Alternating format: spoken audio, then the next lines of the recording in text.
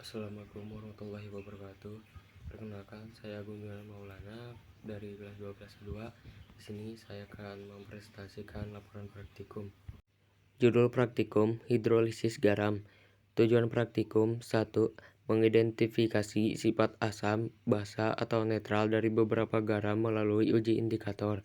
2. Mengetahui proses hidrolisis yang terjadi pada garam dalam larutan. 3. Memahami pengaruh kekuatan asam dan basa penyusun terhadap pH larutan garam.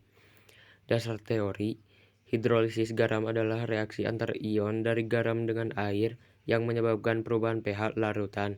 Reaksi ini terjadi karena salah satu ion dari garam bereaksi dengan molekul air menghasilkan ion H3O+ asam atau OH- basa.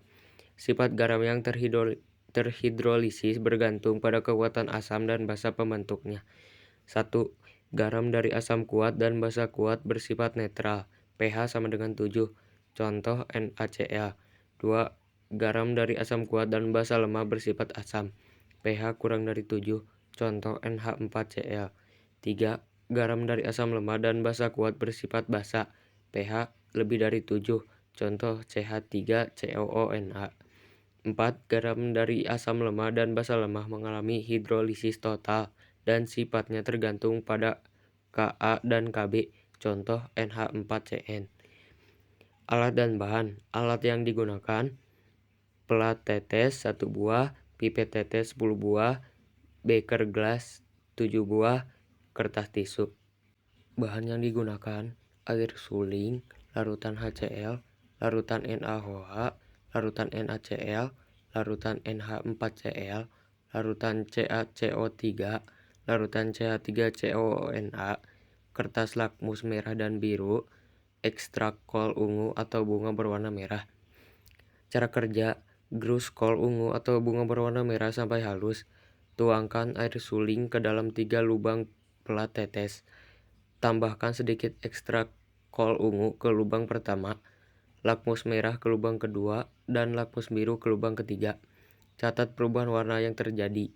Ulangi langkah 2-4 untuk masing-masing larutan: HCl, NaOH, NaCl, NH4Cl, CaCO3, CH3COONa. Catat hasil perubahan warna yang terjadi pada masing-masing indikator. Data pengamatan. Berikut data pengamatan yang bisa kalian lihat. Pertanyaannya, manakah larutan yang bersifat netral? Larutan air suling dan NaCl bersifat netral karena berasal dari asam kuat dan basa kuat. 2. Manakah larutan yang bersifat asam? Larutan HCl dan NH4Cl bersifat asam karena mengandung ion H3O+ yang dihasilkan dari hidrolisis parsial kation NH4+. 3. Manakah larutan yang bersifat basa? Larutan NaOH, CaCO3, dan CH3COONa bersifat basa karena mengandung ion OH- hasil hidrolisis anion basa lemah. 4. Buatlah kesimpulan dari percobaan yang telah Anda lakukan. Percobaan menunjukkan bahwa sifat larutan garam bergantung pada kekuatan asam dan basa penyusunnya. Garam dari asam kuat dan basa kuat bersifat netral, dari asam kuat dan basa lemah bersifat asam, dari asam lemah dan basa kuat bersifat basa, dan dari asam lemah serta basa lemah bisa bervariasi tergantung kekuatan relatif Ka dan Kb.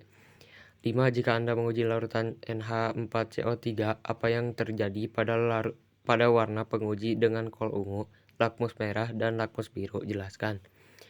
NH4CO3 berasal dari NH4+ asam lemah dan CO3 2- basa lemah, sehingga mengalami hidrolisis total.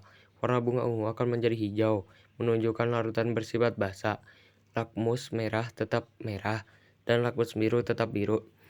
Kesimpulan: berdasarkan percobaan dapat disimpulkan bahwa 1. Sifat larutan garam bergantung pada asam dan basa pembentuknya.